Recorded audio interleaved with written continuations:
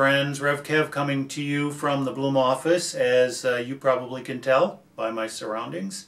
It is getting hot, hot, hot here in the valley at this time. We're in our first week, I think it is, maybe first or second week of triple digits all week long. So we're back at it, and for all you snowbirds that are in those cool climes, we are somewhat envious.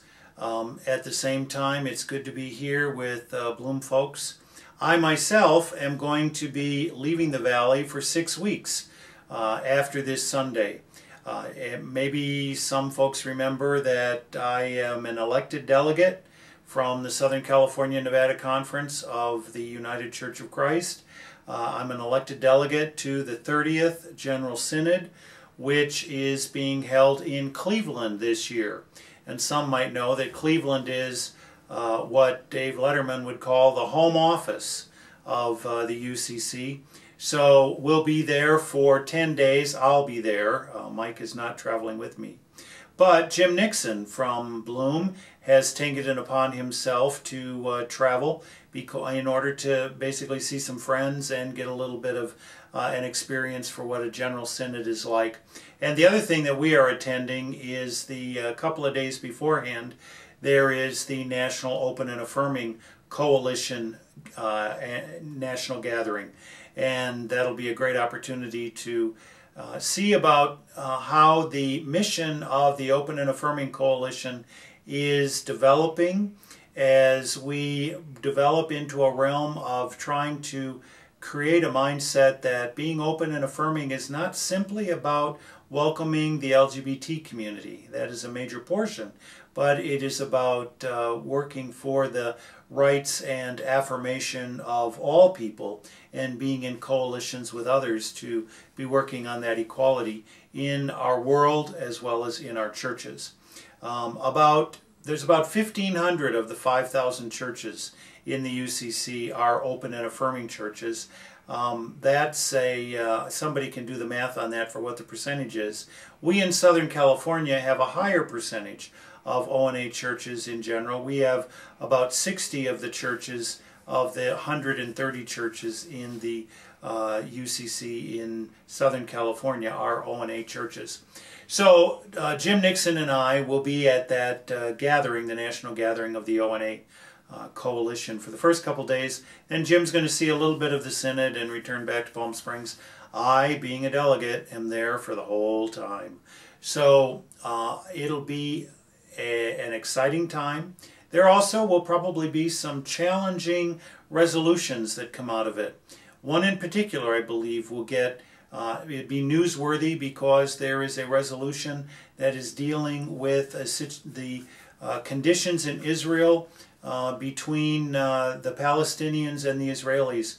And there's 3 resolutions that are currently being considered. They will, of course, be blended into one, and that will be something that, of course, is going to generate some headlines and probably some emotions, and I do believe that it will be handled in a way that is faithful and loving and brings a lot of discernment to it.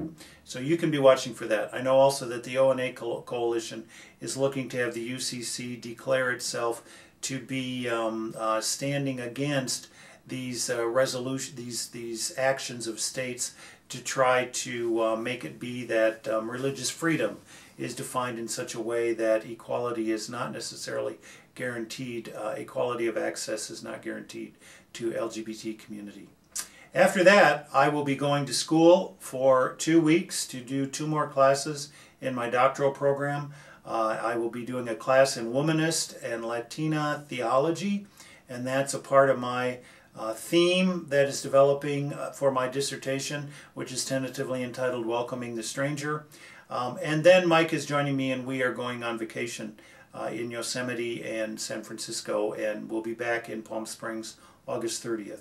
So that's my travelogue, basically for where I'm going to be. What's wonderful is that we have a great series of preachers lined up. Linda Toland, our worship team leader, has been providing leadership and doing a lot of work to make sure that we have great preachers for the Sundays that I'm gone. I know that we're going to have Bloom folks as well as visiting folks that are in that leadership. Also, leadership on Sunday mornings is going to be the wonderful folks that are there every week. So, you know, the fact that I am gone is a wonderful time for Bloom to blossom in ways that show us that we are all the church together. It's not just the pastor doing things on a Sunday morning. So feel free to, you know, send an email or text or call the 4 weeks that I am in General Synod and school. I will be doing what I can to check email intermittently, and will be available and connecting. But you know, of course, that when those things are happening, it can be sort of sporadic for that sort of communication. I do appreciate very much the leadership of this congregation that is able to make things happen, and the month of July will be a great month in the life of Bloom in the Desert Ministries. So this is my last Bloom Tube until August.